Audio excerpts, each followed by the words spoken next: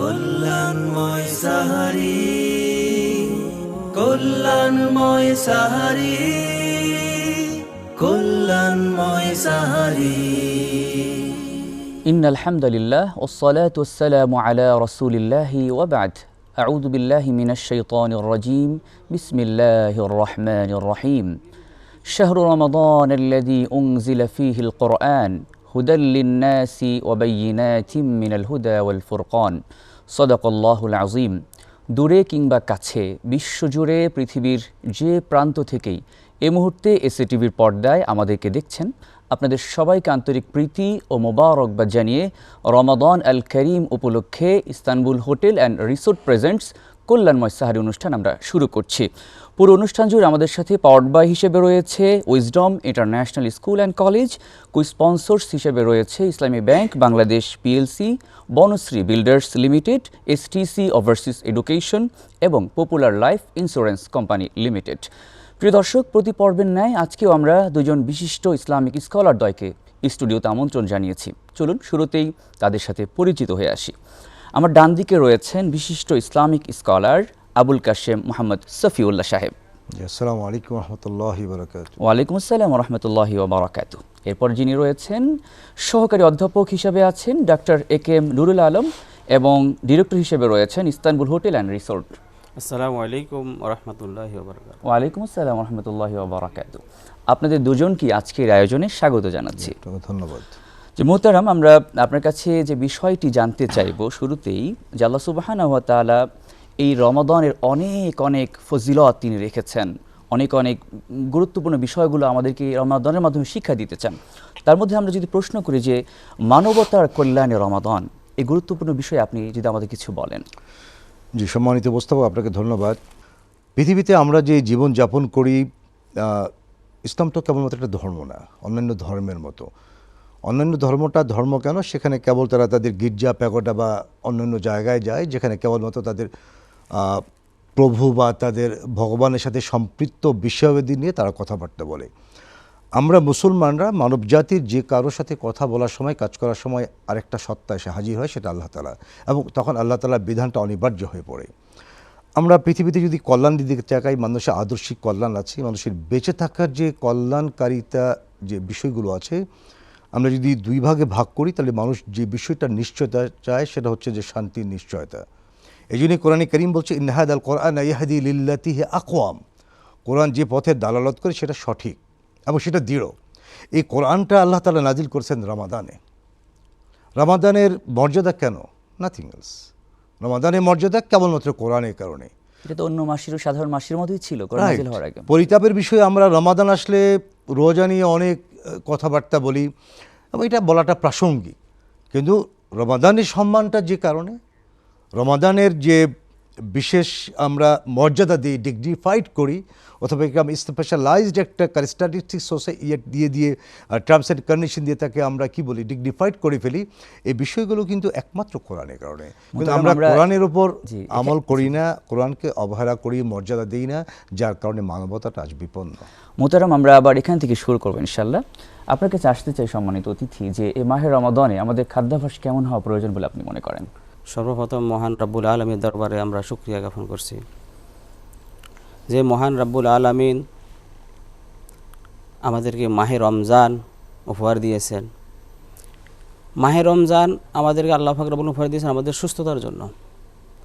আমরা 11টি মাস যখন শরীরের বিভিন্ন অঙ্গ প্রত্যঙ্গ, আমরা বিভিন্ন খাদ্যাভ্যাসের কারণে শরীরে জাম সৃষ্টি হয়, বিভিন্ন ডিজিজ সৃষ্টি হয়, এটাকে পিউরিফাই করার জন্য আল্লাহ পাক রব্বুল আলামিন আমাদেরকে একটি মাস মাহে রমজান আমাদেরকে উপহার দিয়েছে। আমরা প্রথমে সেহরি থেকে শুরু করি। আমরা অনেকে চিন্তা করি 12, 14, 16 ঘন্টা আমরা উপবাস থাকবো, আচ্ছা মতো আমরা খেয়ে নিই। আমাদের খাদ্য অভ্যাস, আমরা যদি সুস্থ থাকতে চাই তাহলে আমরা সেহরিতে আমরা কি খাবো? আমরা যেমন সেহরি শুরু করি, আমরা সেহরিতে আমরা সুস্থতার জন্য 1 কাপ লাল চালের ভাত খেতে পারি, সাথে আমরা 1 পিস ডিম অথবা ছোট গুঁড়া মাছ, এ দিয়ে আমরা সেহরি শুরু করতে পারি। পরিমাণ মতো পানি এবং কি 2টো খেজুর, জাস্ট এনাফ। এর থেকে বেশি কিছু প্রয়োজন হয় না। আমরা কম খাবো কিন্তু পুষ্টিমান যেটা বেশি পুষ্টিমান রয়েছে জিনিস সেটা খাবো। খেতে হবে আর কি। তবে রমজানে আমরা সেহরিতে অবশ্যই গরু খাসি এগুলা সম্পূর্ণ অ্যাভয়েড করে চলবো। ভাজা পোড়া, তারপরে আপনার তৈলাক্ত খাবার, সয়াবিন তেলের খাবার, এগুলো আমরা সম্পূর্ণ অ্যাভয়েড করে চলবো। তাহলে আমরা কি তেল খাবো? পরিমাণ মতো আমরা অলিভ অয়েল খেতে পারি, সরিষার তেল খেতে পারি, এগুলোর পাক খেতে পারি, ভাজা পোড়া থেকে আমরা দূরে থাকতে পারি। এই চমৎকার করে আপনি পরামর্শ দিলেন রোজাদারদের উদ্দেশ্যে, নিশ্চয়ই এগুলো আমাদের রোজাদারদের জন্য অনেক বেশি উপকারে আসবে। প্রিয় দর্শক, শুনছিলাম চমৎকার আলোচনা, আরও শুনবো। এবার আপনাদেরকে গানের ভুবনে নিয়ে যেতে চাই। চলুন এবার ইসলামী সঙ্গীত শুনে আসি আমরা। তোমার নামে আমি কত গান গাই, তোমার নামে তাই প্রাণ খুঁজে পাই। তোমার নামে আমি কত গান গাই, তোমার নামে তাই প্রাণ খুঁজে পাই। তোমার নামে আমি কত গান গাই, তোমার নামে তাই প্রাণ খুঁজে পাই। তুমি সুন্দর সে তো সবার সেরা, পায় আনন্দ সে যে সুখেই ঘেরা। তুমি সুন্দর সে তো সবার সেরা, পায় আনন্দ সে যে সুখেই ঘেরা।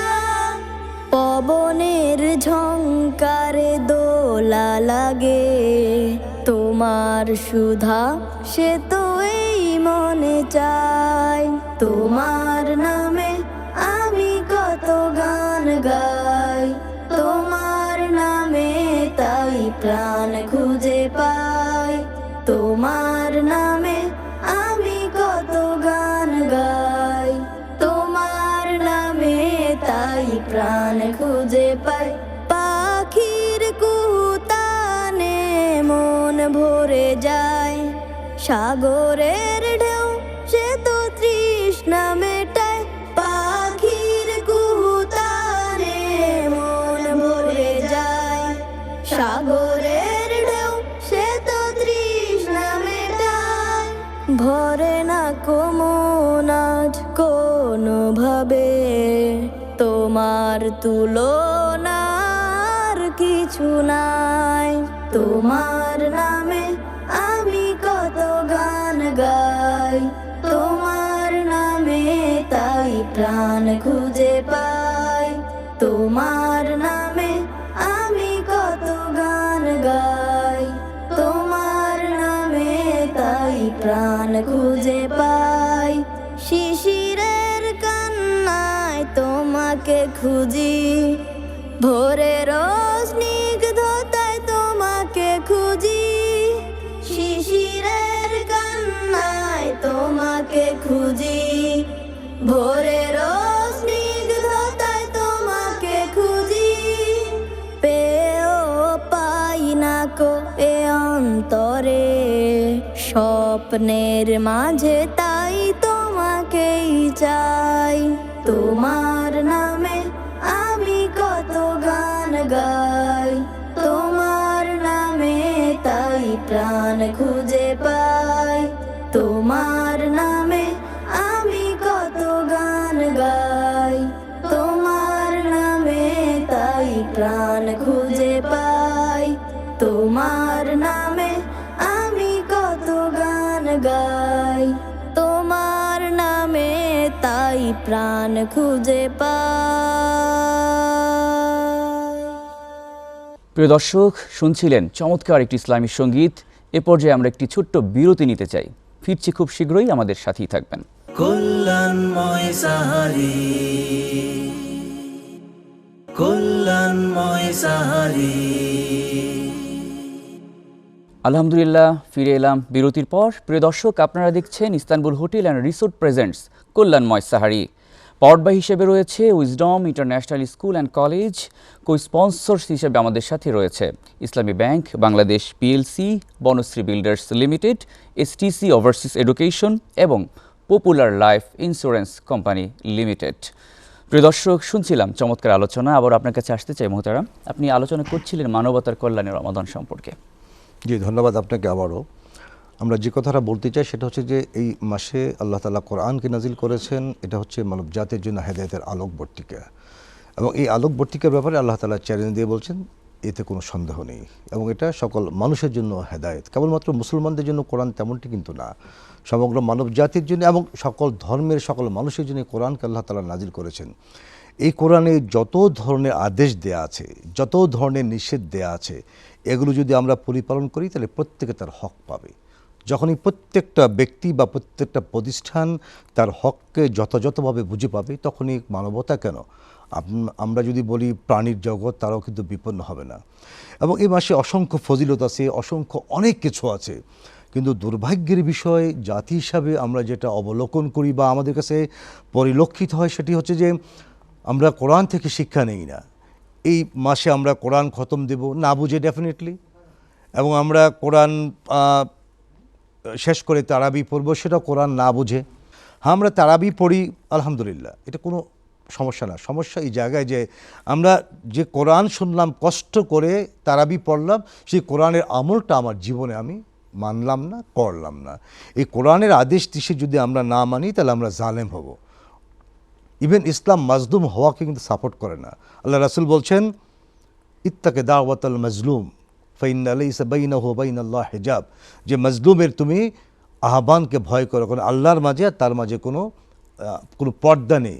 এবং আল্লাহ রাসূল সবসময় এই দোয়াটা করতেন, আল্লাহ তুমি আমাকে জালেম বানায়ো না, মাজলুমও বানায়ো না। মোহতারাম চমৎকার করে আলোচনা করছিলেন, এখান থেকে আমরা আবারও শুরু করব ইনশাআল্লাহ। আপনার কাছে জানতে চাইব এবার যে আপনি বলছিলেন সাহারির আইটেমগুলোর ব্যাপারে বলছিলেন, সাহারি কেমন আমাদের আইটেম হওয়া প্রয়োজন, থাকা প্রয়োজন, তো এবার ইফতারটা আমাদের কেমন হওয়া প্রয়োজন বলে আপনি মনে করেন? জি, আপনাকে আবার ধন্যবাদ। আমরা প্রথমে রাসূল সাল্লাল্লাহু আলাইহি সাল্লামের দিকে তাকাই। রাসূল সাল্লাল্লাহু আলাইহি সাল্লাম ইফতার কী দিয়ে করতেন? রাসূল সাল্লাল্লাহু আলাইহি সাল্লাম হাফ লিটার পানি, 2টা খেজুর দিয়ে ইফতার করতেন। জাস্ট হাফ লিটার পানি, 2টা খেজুর খেয়ে আপনি মসজিদে চলে যান, মাগরিবের সালাত আদায় করুন। মাগরিবের সালাত আদায় করা শেষ করে আপনি বাসায় ফিরে আসুন। বাসায় ফিরে এসে আপনি এখন রাত্রে খাবার শেষ করুন। কোনো ক্রমে আমরা যেহেতু ভাজা পরাটা না খেয়ে, আপনার একান্ত যদি ছোলা খেতে মন চায়, আপনি সিদ্ধ ছোলা খান, কাঁচা ছোলা খান, কিন্তু ভাজা ছোলা নয়, পেঁয়াজু, বেঙ্গরি, তারপরে বিভিন্ন ধরনের রকমারি ইফতারি আইটেম, এগুলো আমরা না খাই। এই ব্যাপারে আমরা সকল সচেতন থাকি, আমার পরিবারের সদস্য সচেতন রাখি, আমার ছেলে মেয়ে পরিবার ভাই বোন সবাইকে আমরা সচেতন রাখি। বাবা এই খাবারগুলো খাওয়া যাবে না, এই খাবারগুলো খাও, এই খাবারগুলো স্বাস্থ্যসম্মত, এই খাবারগুলো স্বাস্থ্যসম্মত না। কারণ আমরা বুঝতে পারলাম স্বাস্থ্যসম্মত যে খাবার রয়েছে সেগুলো আমরা খাবার চেষ্টা করব ইনশাআল্লাহ, কারণ স্বাস্থ্যই সকল সুখের মূল। জি জি, ধন্যবাদ জানাচ্ছি। তো প্রিয় দর্শক, আমরা শুনছিলাম চমৎকার আলোচনা, এবার আপনাদেরকে নাশিদের ভুবনে নিয়ে যেতে চাই। চলুন একটি ইসলামী সঙ্গীত শুনে আসি। তুমি যদি কভু দেখা দাও হে অনন্য, তবে হবে হবে জীবন আমার গো ধন্য, তবে হবে হবে জীবন আমার গো ধন্য। কাটাতে পারি আমি লক্ষ কোটি বছর, দুঃখের ঝর্ণা ধারা এ নয়নে অঝোর। কাটাতে পারি আমি লক্ষ কোটি বছর,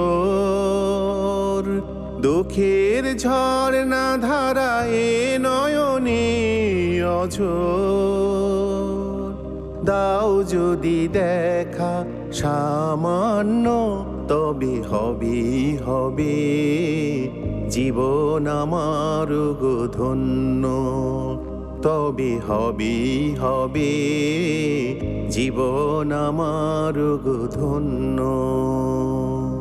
তুমি যদি কভু দেখা দাও হে অনন্য, তবে হবে হবে জীবন আমার গো ধন্য। অনন্তকাল আমি থাকতে পারি বসে, বলো যদি দেখা দেবে স্বপ্নে কভু এসে। অনন্তকাল আমি থাকতে পারি বসে, বলো যদি দেখা দেবে স্বপ্নে কভু এসে, হোক না সে মরু অরণ্য, তবে হবে হবে জীবন আমার গো ধন্য, তবে হবে হবে জীবন আমার গো ধন্য। তুমি যদি কভু দেখা দাও হে অনন্য, তবে হবে হবে জীবন আমার গো ধন্য, তবে হবে হবে জীবন আমার গো ধন্য, তবে হবে হবে জীবন আমার গো ধন্য। প্রিয় দর্শক, শুনছিলাম চমৎকার একটি ইসলামী সঙ্গীত। এ পর্যায়ে যেতে চাই ছোট্ট একটা বিরতিতে। আমাদের সাথেই থাকবেন, ফিরছি খুব শীঘ্রই। কল্যাণময় সাহারি, কল্যাণময় সাহারি। আলহামদুলিল্লাহ, প্রিয় দর্শক, ফিরে এলাম বিরতির পর। আপনারা দেখছেন আপনাদের প্রিয় আয়োজন Istanbul hotel and resort presents কল্যাণময় সাহারি। পাওয়ার্ড বাই হিসেবে রয়েছে Wisdom international school and college. Co sponsors হিসেবে রয়েছে Islami bank Bangladesh PLC, Banasree builders limited, STC overseas education এবং popular life insurance company limited. সম্মানিত অতিথি, আপনার কাছে জানছিলাম যে মাহে রমাদানে যে অত্যন্ত ভূমিকা রয়েছে সে বিষয়ে জানছিলাম, মানবতার কল্যাণে রমাদান। এখন আপনি আলোচনা করছিলেন যে এই কোরআন তেলাওয়াতের গুরুত্ব নিয়ে। কোরআন তেলাওয়াত বুঝে পড়ার গুরুত্ব কতটুকু যদি আমাদেরকে বলতেন। কোরআন তেলাওয়াত যদি আমরা বুঝে না পড়ি, তাহলে আমার রব আমাকে কি ইনস্ট্রাকশন দিলেন, তার ইন্ডিকেশনগুলো কী কী আমি কিন্তু বুঝতে পারবো না। যেমন ধরেন আমাদের একজন ডক্টর একটা প্রেসক্রিপশন দিলেন, আমি প্রেসক্রিপশন অনুযায়ী ওষুধ খেলাম না, মেডিসিন আমি নিলাম না, কিন্তু প্রেসক্রিপশন দেখে আমি পড়ি আর কাঁদি, চোখের পানি ঝরে, তাতে কি আমার রোগ ভালো হবে? কোরআনটা just like a prescription from আল্লাহ সুবহানাহু ওয়া তাআলা। তিনি আমাদেরকে এখানে গাইডেন্স দিয়েছেন, অ্যাডভাইস করেছেন, ইনস্ট্রাকশন দিয়েছেন, আদেশ করেছেন, নিষেধ করেছেন। এগুলো যদি আমরা না বুঝি, শুধু কোরআন তেলাওয়াত করি আর সব কামাই, আমার জিন্দিগি তো চেঞ্জ হবে না। কিন্তু কোরআনটা আসছে তো জিন্দিগি চেঞ্জ করার জন্যে। আপনি নিজকে বদল করবেন এবং জাতিকে বদলে দিবেন, যেমনটি আল্লাহ রসুল এসেছেন জাতিকে বদলে দেওয়ার জন্যে। এই যে রমাদানে লাইলাতুল কদর কেন, বা লাইলাতুল কদর এত মর্যাদা কেন? আপনি যদি কোরআনকে স্টাডি করেন, অধ্যয়ন করেন, সেটা যদি আমল করেন, আপনার জীবনের এবং জাতির ভাগ্য বদলে যাবে। কোরআনটা এসেছে শুধু কান্না করার জন্য না, যেমনটি আল্লাহ তাআলা তার রাসূলকে অ্যাড্রেস করে বললেন, তাহা মা আনজালনা আলাইকাল কোরআনা লিতাশকা। নবী, কোরআন আমি আপনার উপর এই কারণে নাজিল করি নাই যে আপনি দুর্ভাগ্যের শিকারে পরিণত হবেন, বরং এই কোরআনকে আপনি দৃঢ় হস্তে ধারণ করবেন এবং এ দিয়ে বিশ্বকে চেঞ্জ করে দিবেন। এবং এই চেঞ্জের জায়গাটা হচ্ছে লা তাবদীলা লিখালকিল্লাহ। আল্লাহ তাআলা হচ্ছেন আজিম, তিনি মহান, তিনি তার রসুলের যে চরিত্র দিয়েছেন সেটা হচ্ছে আজিমে ভরপুর, আজমতে ভরপুর, ইন্নাকা আলা খুলুকিন আযীম। সুতরাং এখানে রসুলকে আল্লাহ তাআলা পাঠিয়েছেন রহমাতাল লিল আলামিন। সুতরাং তার রসুল কর্তৃক আনিত বা রসুল কর্তৃক যে প্রদত্ত, যেটা আল্লাহ তাআলার মাধ্যমে তিনি পেয়েছেন, এটার উপর যদি আমরা আমল করি, বুঝে আমল করি এবং যা করার দরকার সেটাই করি, যেমন কুনতুম খায়রা উম্মাতিন উখরিজাত লিন-নাস তা'মুরুনা বিল মা'রুফ ওয়া তানহাউনা আনিল মুনকার। আমাকে সকল আমরকে মানতে হবে, সকল নাহি আনিল মুনকার থেকে বেঁচে থাকতে হবে। এ উভয়ের ব্যঞ্জনায় দোতনায় যে সমাজের সৃষ্টি হবে, সে সমাজে মানবতা কোনো দিনও বিপন্ন হতে পারে না। যে বিষয়টা আমরা বুঝলাম যে কোরআন অবশ্যই আমাদেরকে পড়তে হবে, বুঝে পড়তে হবে এবং সেটা অবশ্যই আমাদের মানতে হবে। তাহলে আমরা পারিবারিক জীবনে যেমন শান্তি পাবো, সামাজিক জীবনে শান্তি পাবো এবং রাষ্ট্রীয় জীবনে আমরা প্রকৃত শান্তি খুঁজে পাবো ইনশাআল্লাহ। তো সম্মানিত অতিথি, আপনার কাছে জানতে চাইবো যে বিষয়টি, যে অনেকেই বলেন যারা কিনা ডায়াবেটিকের রোগী রয়েছেন, যারা কিনা প্রেশারের রোগী রয়েছেন, বলেন যে রোজা রাখলে যদি আরও খারাপ অবস্থা হয়ে যায়, অনেকে রোজা রাখতে চান না, তো তাদের ব্যাপারে কি বলবেন? ধন্যবাদ, সুন্দর একটি প্রশ্ন। আসলে ডায়াবেটিস এবং প্রেশার, আমাদের এই ডায়াবেটিস ডিজিজটা আমাদের নিজের হাতের কামানো। রোজা হলো আপনি সুস্থ হওয়ার জন্য এক অনন্য উপায় এবং মাধ্যম। আপনি রমজানে ডায়াবেটিস থেকে যদি চিরমুক্তি চান, তাহলে আপনি রমজান মাস ফলো করুন, আপনি রমজানের প্রত্যেকটা নিয়মকানুন মেনে চলুন, আপনার ডায়াবেটিস সম্পূর্ণ নির্মূল হয়ে যাবে, আপনার কোষগুলো খালি হতে থাকবে, আপনার সেলগুলো খালি হতে থাকবে, তখন যখন আপনার কোষ এবং সেল খালি হয়ে যাবে, ইনশাআল্লাহ দেখবেন আপনার ইনসুলিন রেজিস্ট্যান্স তখন নিচে নেমে আসবে। আপনি ইনশাআল্লাহ আশা করি তখন আপনার ডায়াবেটিস থেকে আস্তে আস্তে মুক্তির দিকে চলে যাবেন। তাই আসুন আমরা রমজানের গুরুত্ব বুঝি, আমরা পরিপূর্ণভাবে রমজান আমরা রোজাগুলো আদায় করি, রমজানে আমরা ওই তারাবির নামাজ আদায় করি, রমজানে আমরা 5 ওয়াক্ত নামাজ আদায় করি। ইনশাআল্লাহ আল্লাহ পাক রব্বুল আলামিন আমাদেরকে সুস্থতা নিয়ামত দান করবেন। তো মোহতারাম চমৎকার করে বলছিলেন, নিশ্চয়ই আমাদের দর্শকরা অনেক বেশি উপকৃত হবেন, তারাও রোজার প্রতি সর্বোচ্চ গুরুত্ব দেবেন ইনশাআল্লাহ। তো প্রিয় দর্শক, আমরা এ পর্যায়ে একটি ইসলামী সঙ্গীত শুনতে চাই। চলুন সঙ্গীতের ভুবনে আমরা ঘুরে আসি। টিক টিক টিক টিক যে ঘড়িটা বাজে ঠিক ঠিক বাজে, কেউ কি জানে সেই ঘড়িটা লাগবে কয়দিন কাজে। টিক টিক টিক টিক যে ঘড়িটা বাজে ঠিক ঠিক বাজে, কেউ কি জানে সেই ঘড়িটা লাগবে কয়দিন কাজে।